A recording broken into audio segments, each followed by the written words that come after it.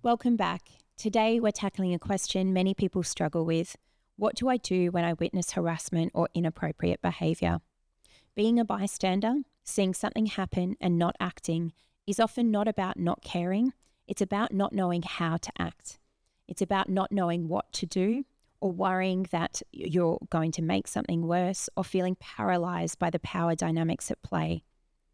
In this episode, we're exploring how to move from being a bystander to an active bystander, someone who recognises harm and takes action to interrupt it, support the person affected, and help create accountability.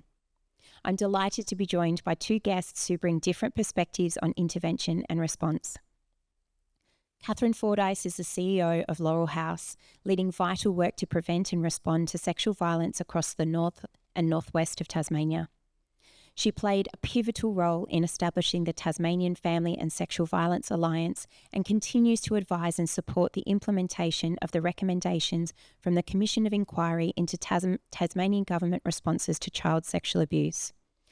A speech pathologist with extensive experience in disability and early intervention, Kathryn has led transformative trauma-informed programs supporting neurodivergent children and their families. She brings considerable governance experience as a director and committee member across multiple boards, recognised on the Tasmanian Honour Roll of Women in 2023 and as a 2024 Tasmanian Australian of the Year finalist. Kathryn is known for her collaborative leadership and commitment to amplifying lived experience. Kate Johnstone is the Primary Prevention Projects Lead at SAS, the Sexual Assault Support Service in Tasmania. Kate brings more than 15 years' experience across counselling, project and program design, education and leadership. She specialises in translating evidence and research into practical, scalable prevention initiatives that address the attitudes and systems driving sexual harassment and harm. Her work spans project development, evaluation, stakeholder engagement, and designing education that actually supports real-world change. Welcome to you both.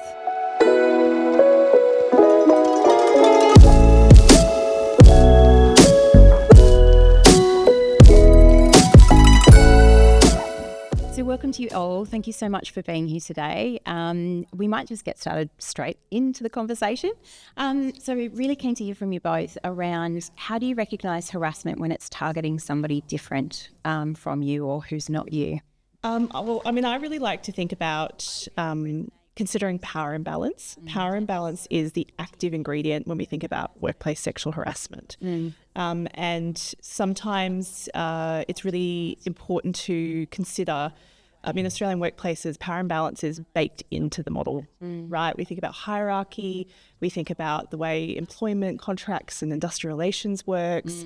We think about even the Australian culture of the customer is always right, which creates an entirely different type of power imbalance.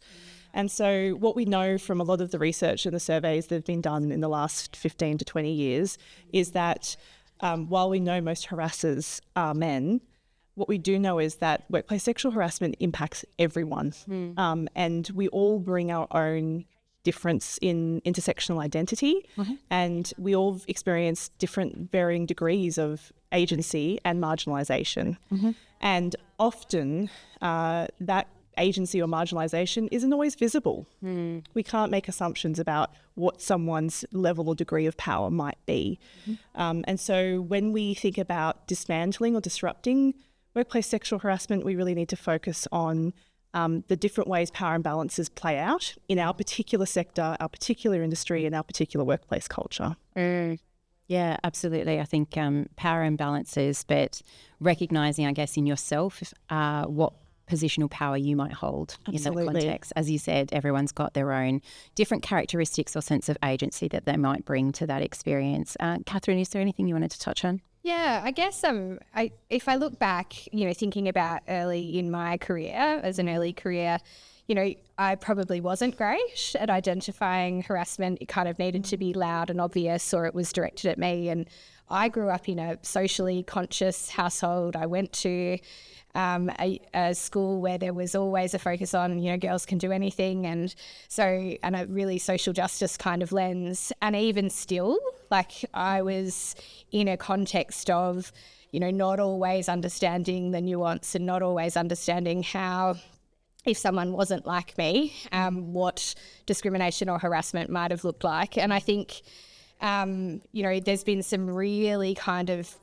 opportune times through my career where it's kind of come into stark realisation.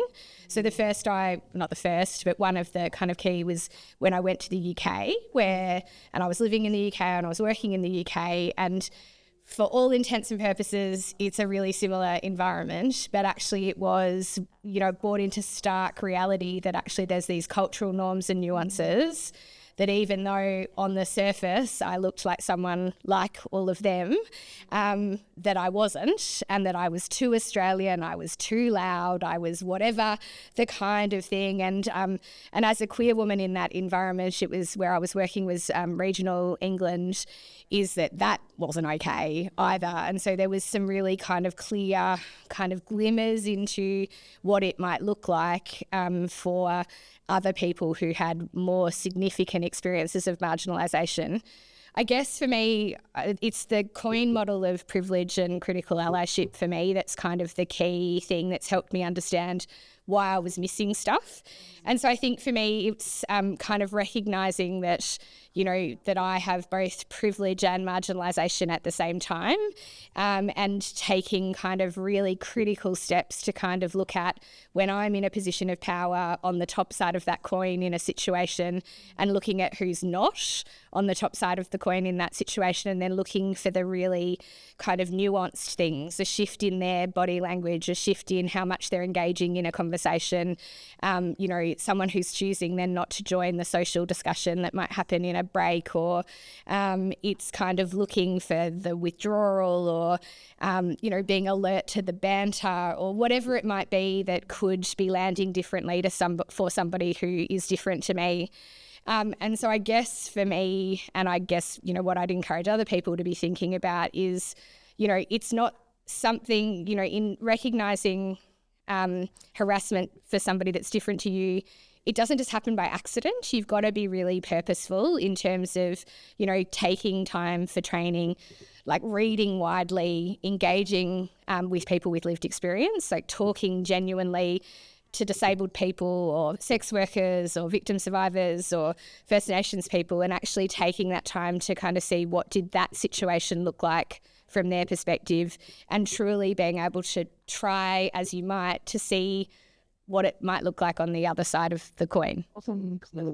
It's one thing to tell someone that someone's got a different perspective or experience, but giving them really tangible opportunities to live from that perspective, or have a moment, not necessarily live from that perspective, but stand in their shoes for a moment and navigate various choices, scenarios, interactions in the workplace with those intersecting identities that may or may not reflect their own. It's like I can see in a room empathy light bulbs go off. And I think empathy is really the active ingredient to addressing power imbalance and addressing that workplace sexual harassment risk. And so, I think empathy and the intersectional perspective taking is a skill that we can foster and is a learnable skill. Yeah, that's really interesting. In some of my research around applying behavioural science to prevention and response models, empathy is a great motivational kind of engagement tool.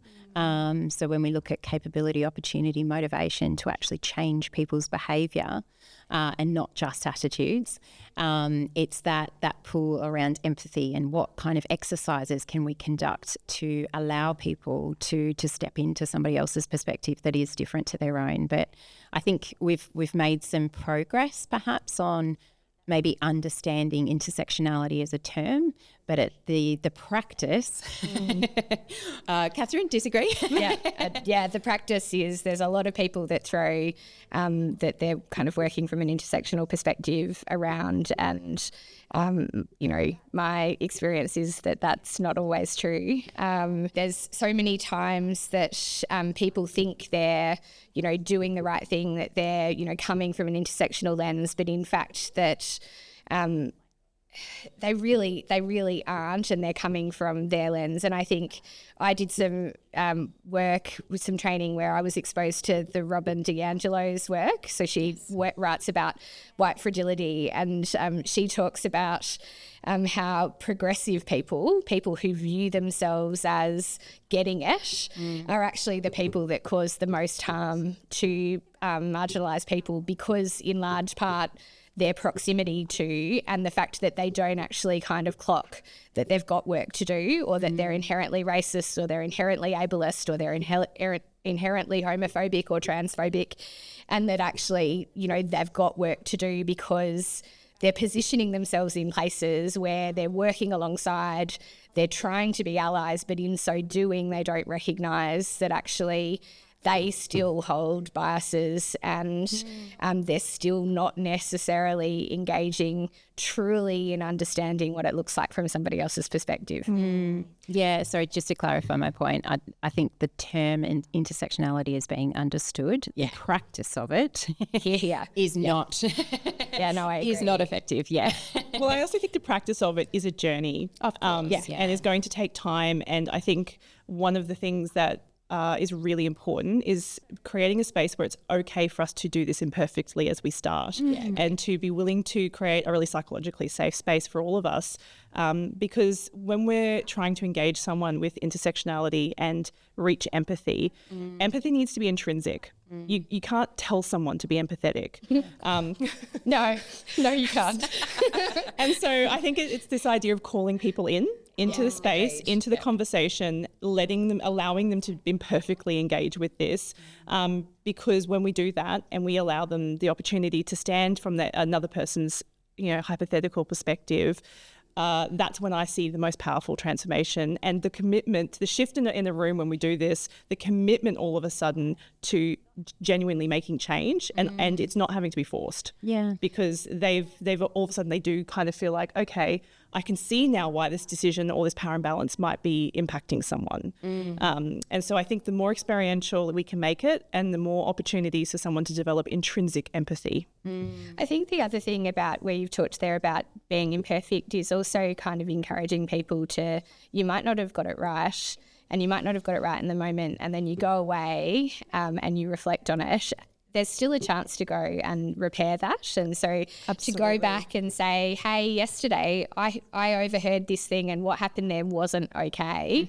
And I'm really sorry I didn't step in the moment, or I didn't pull you aside immediately after that, or I didn't, whatever you didn't do, whatever your style would normally be, and then kind of take that opportunity to, because that's going to be so meaningful for someone who's experienced marginalisation, who's experienced sexual harassment, that's experienced some other kind of form of discrimination in the workplace or in other settings for that matter, and be able to kind of go, people have gone away and they're thinking about the fact that they didn't intervene when they should have, or that they didn't call someone in, or that they didn't kind of offer that support in the moment. And I think so often when you go to training or you have a conversation with a HR person or a coach or whoever, and you think about all the times that you didn't get it right. And I think sometimes that going back and revisiting to people and saying, hey, I learnt this thing, or I read this thing, and I realised that something that I did last year or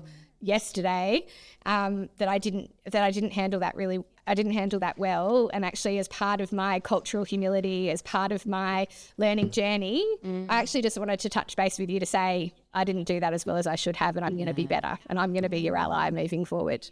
And I think there's so many things that you've both just said that are really helpful to unpack when we kind of enter in this space of, how can we intervene? And I think first there's a couple of barriers, and it's in terms of people wanting to do something but being afraid that they're going to get it wrong, not having the language or the skills or the confidence to kind of intervene. And as you said, there's opportunities for calling in but also calling out. And, we need to draw from a variety of different interventions. Some are more appropriate to do, like let's have a pull-aside conversation. But there's also that reflective practice piece. We're all on this journey. Intersectional practice, being an ally, being trauma-informed, all of these things it's not a destination. It is an ongoing, continuous improvement process for all of us. And so to have that moment of reflection and to go, crap, I didn't respond in the best way at that point. But also that's leadership really. Absolutely. on that journey, is that we need that. We need people to own up to their mistakes. And I think some of the most powerful leaders that I've had the chance to interact with or learn from are the ones that have said, I could have done better there. And facilitating some of those discussions is really powerful. So I'm keen to hear, we already have touched on it a little bit more, but are there any other intervention approaches that you both have encountered or try to adopt that have been quite impactful or powerful when there are significant power imbalances at play? I guess I have a bit of a contentious view sometimes of the bystander intervention piece. There are really important intervention strategies and skills that we need to teach people. Mm-hmm. The thing, though, is that when there's significant power imbalances, I think there is a really high cost that sometimes doesn't always get acknowledged for the bystander. Mm-hmm. I've had one person in a workshop tell me that they'd witnessed, after we talked about workplace sexual harassment, that in the break, they were saying, I witnessed something a few years ago and it was really difficult to watch.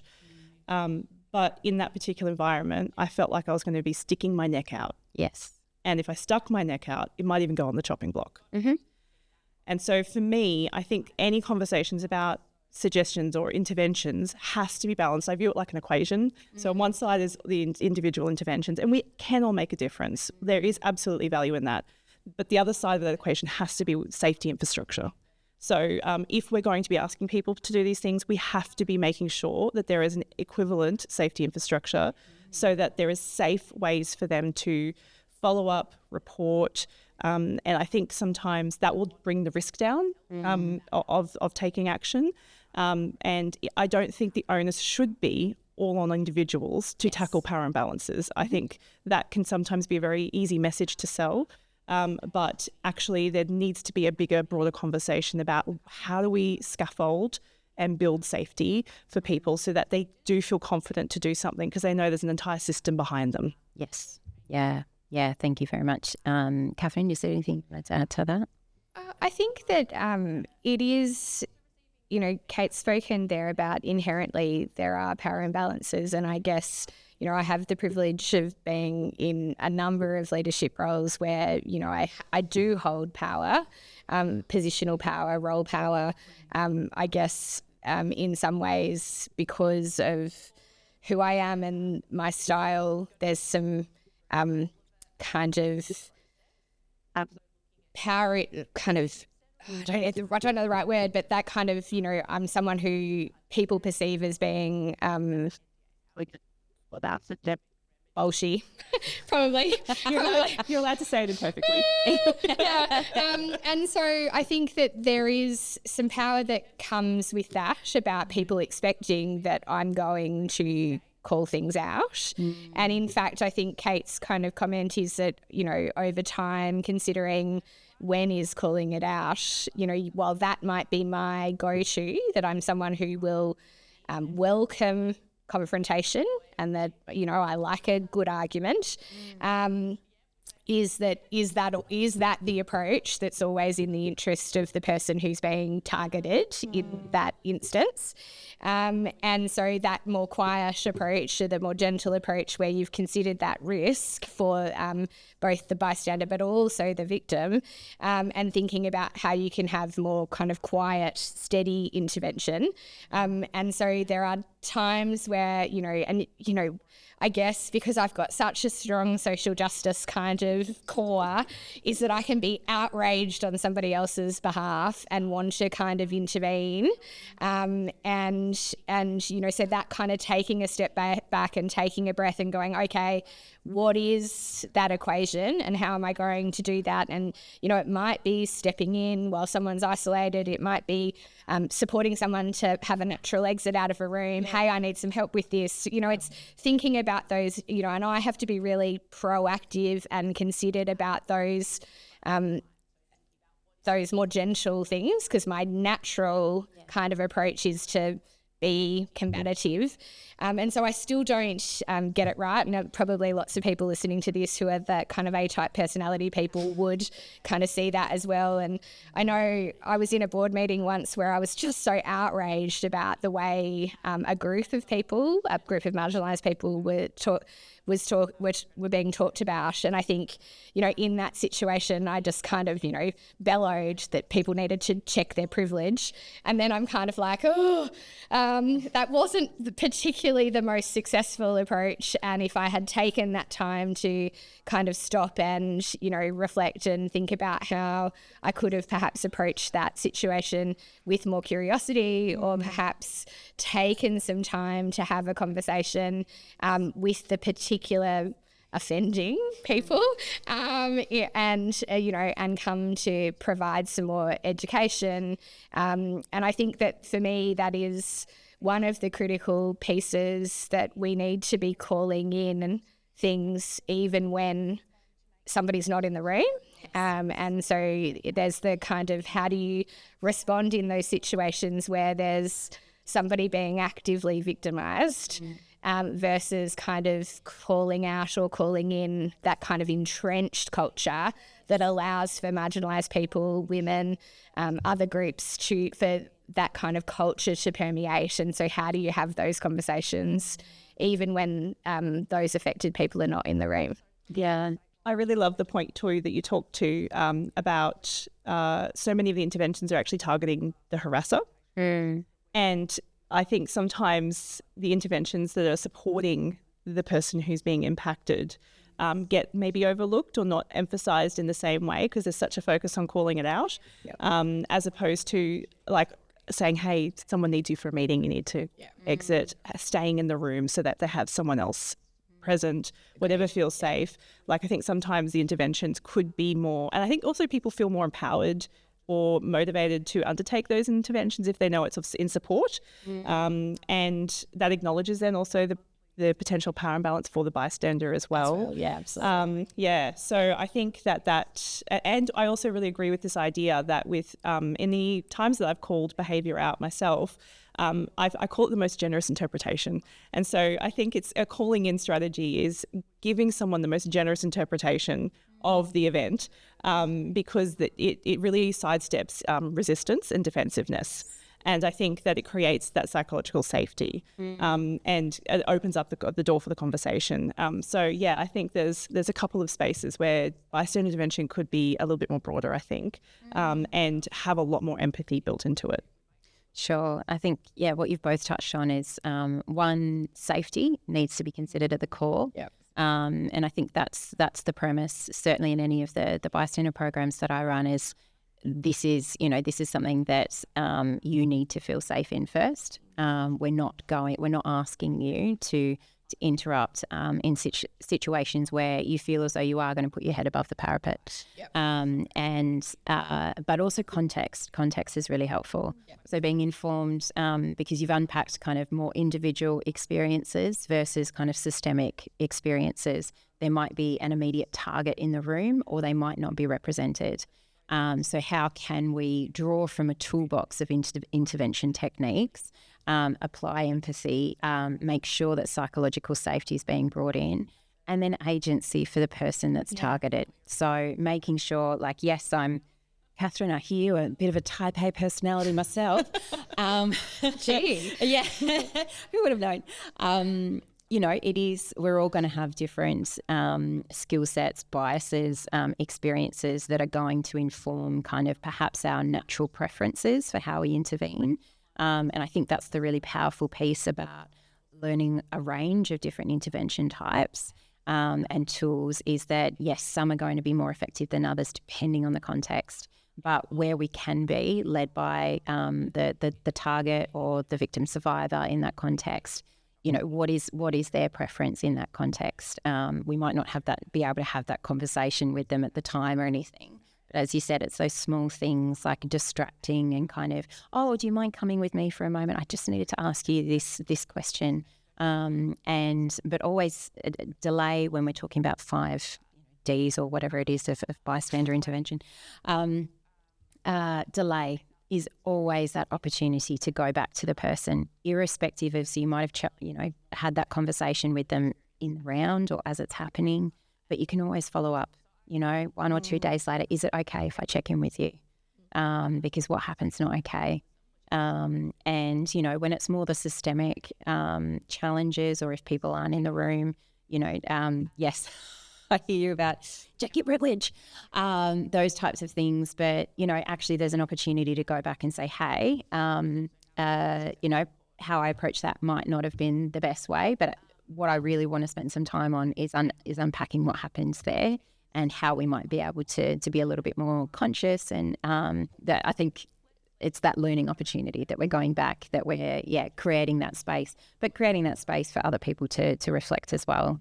So we've talked a bit about making sure that we're being informed by the target or the victim survivor or the person affected. How do you support somebody without making assumptions about what it is that they might need? I actually just want to circle back to the comment you just made.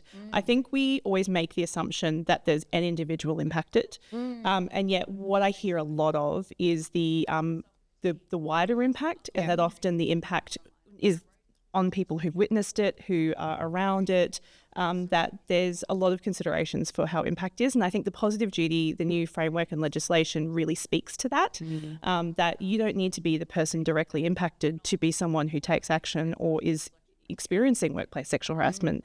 And so I think we need to help organisations think a little bit more broadly about impact, and move away from this stereotype, I guess, in some ways, of an individual, and also acknowledging that often a harasser is it's very likely that they're harassing more than one person.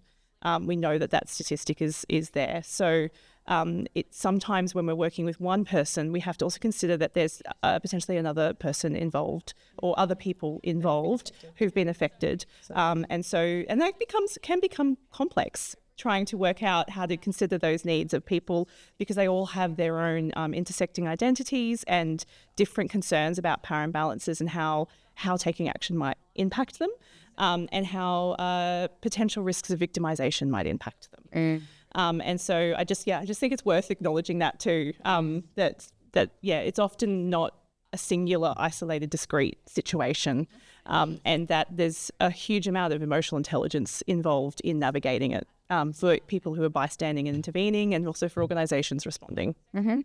Yeah, thank you. Kathryn, was there anything you wanted to touch on about how we support people? Yeah. I guess after any kind of harassment, and especially sexual harassment, people don't necessarily know what they need straight away. And I guess that there's a bit of a tendency for people to kind of go in and, asking open-ended questions like, how can I help? And, that person might be frozen, they might be overwhelmed, they might be second-guessing themselves.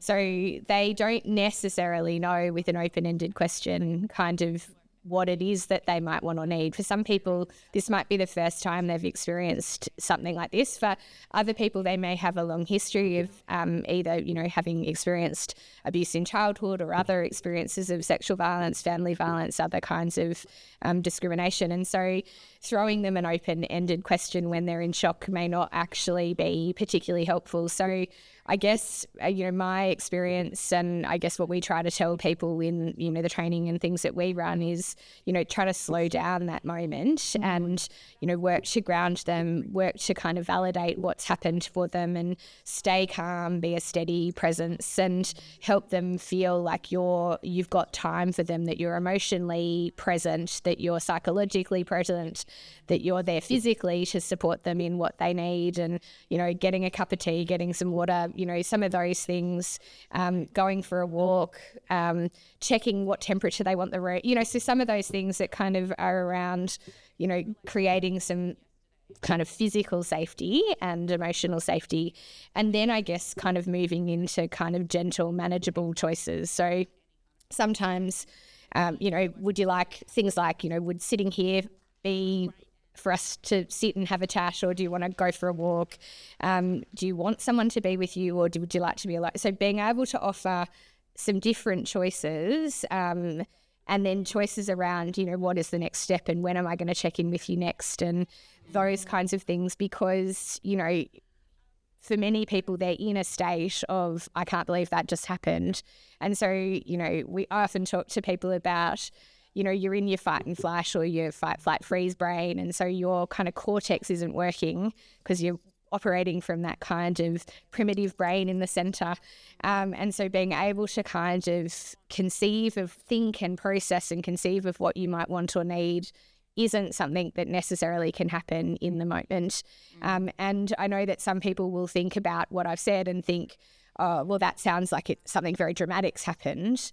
Well, that isn't necessarily that it's obviously dramatic, because it could be for someone who comes from a marginalised background or has a history of other forms of abuse or marginalisation. It's the death by 1,000 cuts, if you will. And so that thing that might be perceived by you to be a small thing might be a really big thing that is kind of opening up a whole range of other kind of experiences for that person and kind of flicking them into that kind of mode. So I think, it is just really, support is about that kind of presence and supporting safety, and then, offering that choice. And that's, regardless of what's going on. And some people that will look different for, but I think it's that following the lead of the person that's been targeted or affected is the kind of key thing, but also validating and helping them kind of to know what's available to them in terms of other supports, the practical kind of supports as well. Yeah. So that support might actually happen over a period of time. I want to acknowledge that sexual harassment can occur in a very invisible way. It is often not very clearly seen. It may not always be an overt comment. And one of the things that I've noticed can be really helpful for people is there is a lot of shame, and there is also a lot of confusion about whether or not what they're experiencing is actually workplace sexual harassment. Is it just that I get a bit of an icky feeling, or is that actually, no, that behaviour is not okay?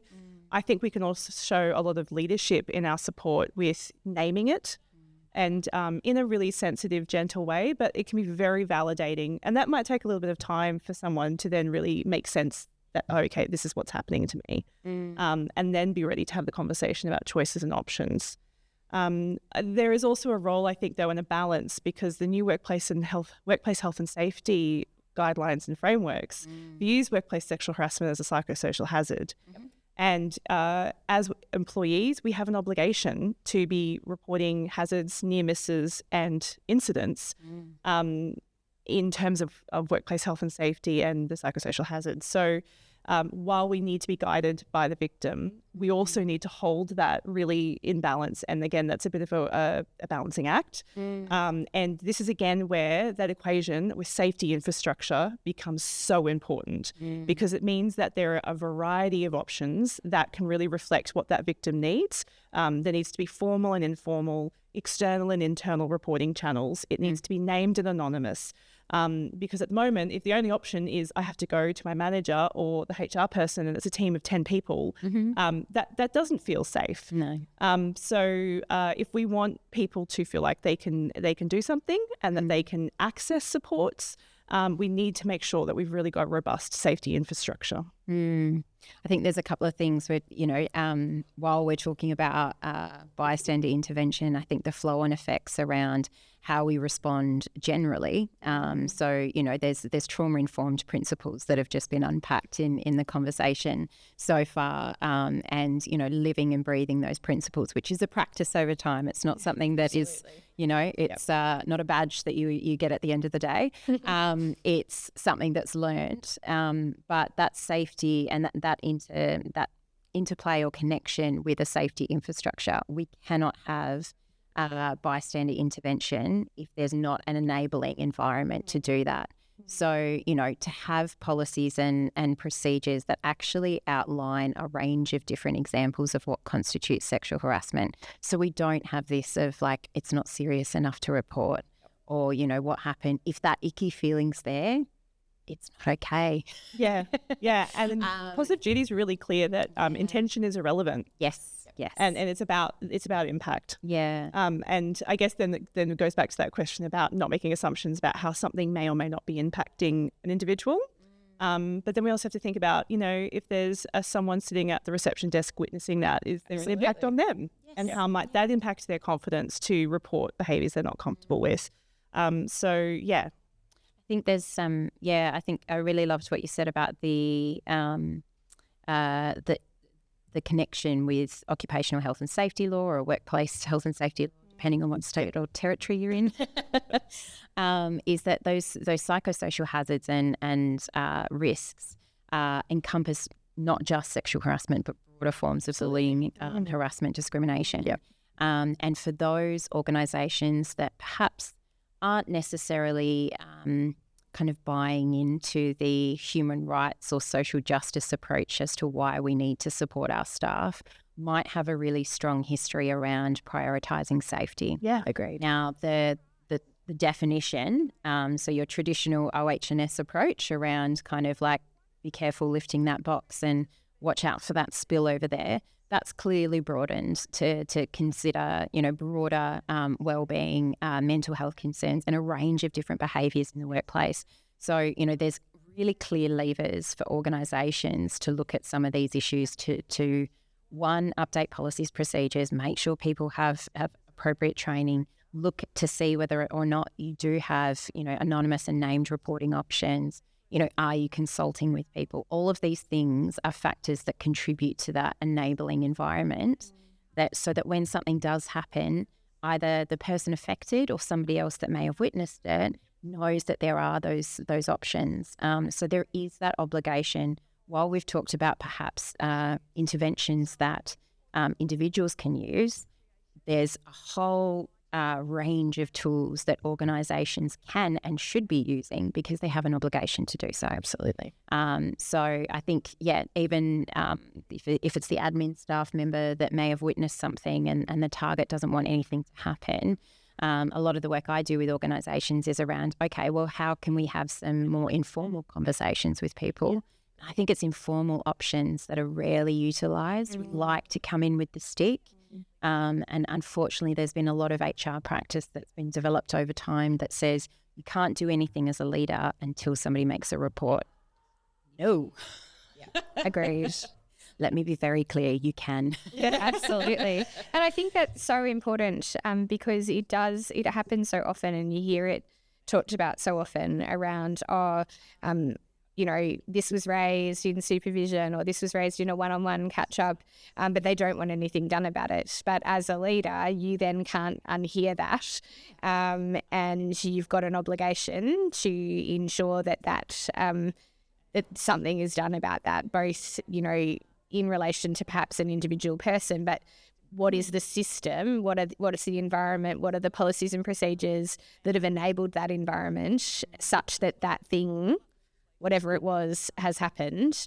And I think that, it is incumbent on us all to be having those conversations. It's akin to the kind of conversations that our counsellors are having with young people or victim survivors, that, there's a limit to confidentiality. And the limit in a workplace is that if something you share with us is going to affect the psychosocial well-being or physical well-being of other people in the workplace, we have an obligation, despite the fact you might have wanted that to be confidential, for us to do something about it. Now, we do it with consideration to the particular target or the victim's views in how we manage that.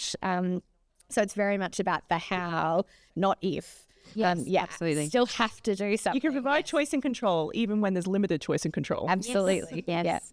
Yeah. And you can take action even when somebody wants to remain anonymous. Absolutely. I think that's where I spend a lot of time in coaching conversations and training around, in these situations and contexts, here's what you can do. But all while managing people's expectations, being open and transparent around, yes, there are limits to confidentiality. We do have a duty of care here. But often people are forgetting to have those conversations, don't necessarily know how to have those conversations or balance those risks. So I think when workplaces are thinking about improving their infrastructure to create that safety infrastructure, be really clear about what you mean by confidentiality. It's one of those terms that I think that people can walk away with really different interpretations. Yeah. And duty of care. Agreed. Referencing duty of care, what does that mean in a context? So if you are responding to a disclosure, or if you are something's been raised to you as a manager, you are balancing all of these different obligations. That's fine. Be really clear that on what you're understanding, or the understanding that you're applying in that context around confidentiality, duty of care, all of these things that are really, really key to that person that's been affected at the end of the day. I also think that there is another step out again from this, which is that for the vast majority of businesses I know in Tasmania, small to medium enterprises, and yet they usually have lots of interface with the general public in those roles. And for good safety infrastructure, what does that look like for a small business? And then, so there is a next step, which I think is looking at the role of sector and industry in supporting those small to medium enterprises, looking at what role they can play to put those safety infrastructure things in place, and supporting organisations to be able to develop the capability to have those conversations or to have those different channels when it might not be scalable necessarily for a small business or a medium business to do that. So there's a lot of culture leadership that can set the tone at an industry and sector level. Because again, similar to the bystander conversation, sometimes there can be a lot of push down on individual organisations and businesses. And I think there is some responsibility at that broader level to help support that process and to make it seem really accessible. There's a range of, absolutely. I think there's a range of different actors and influences that can shape a workplace and an organisation at the end of the day. And I work with sporting codes, and so there's there might be the governing body, there might be clubs, there might be sponsors, competitors, there's spectators. There's all these different parts that will actually kind of shape the culture and the day-to-day behaviours of people. Now, obviously, there's only kind of so much influence that a workplace can have, but how are they working with professional bodies? How are they working with other workplaces or codes similar to them? Because there's a lot of work that's been done out there. We don't necessarily need to reinvent the wheel. And for the small to medium businesses, most of them have just been ignored for a long time. We're focusing on kind of the top end of town a lot.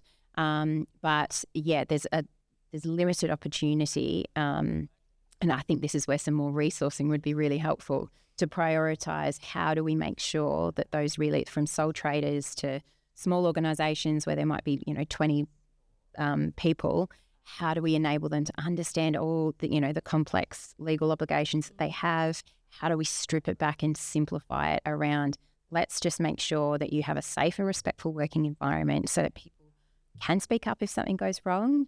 They also just want to come to work. Yeah. They want to come to work and do their jobs. And I think, the vast majority of people, business owners, organisations, people, they want to share when they're doing something well and it's working for them. Because, ultimately, in Tasmania and in Australia, we're all kind of looking for workers to work for us, and we don't want those people to be damaged from their previous workplace. So inherently there are people that want to, when something's worked for them, they want to share. If they've got a policy, they want to share. And I think that that's the kind of culture around, how are we having these conversations and being open and saying, actually, this thing, I'm finding it really tricky.